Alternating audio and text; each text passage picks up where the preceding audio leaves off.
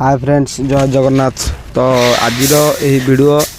आम ये बनईचे कि आपण मानक घर जदि प्लास्टर करने जाऊँगी कि तल फ्लोरिंग ढलैवा मेजिया करने जाऊँगी तो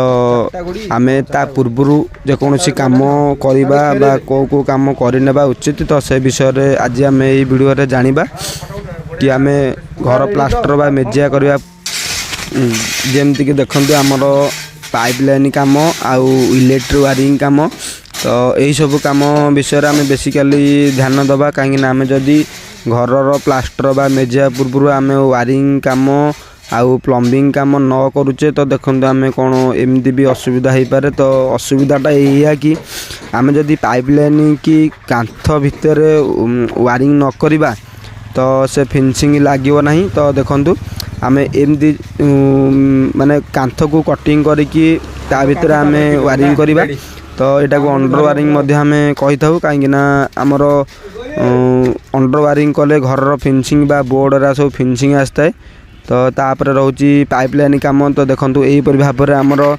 जदि फ्लोरिंग रे आम ता अंडरग्राउंड बा तले जदि पाइपलाइन न दबा तो आम जो फ्लोरिंग रो पानी सेटा आम प्राय मिस्त्री देखिथे कि वाल रे आमर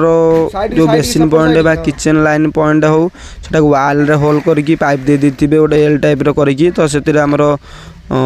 बेसिन रो वेस्टेज पानी बा किचन रो वेस्टेज पानी तो जाई परिबो किंतु आमर जो फ्लोरिंग रो पानीटा सेटा जाई परिबोनी। तो सेथिपई आम फास्ट फ्लोरिंग तले पाइपलाइन काम करवा तापर घर मेजिया करवा उचित। तो देखंतु एहीपरि भाव में सबू वायरिंग लाइन आम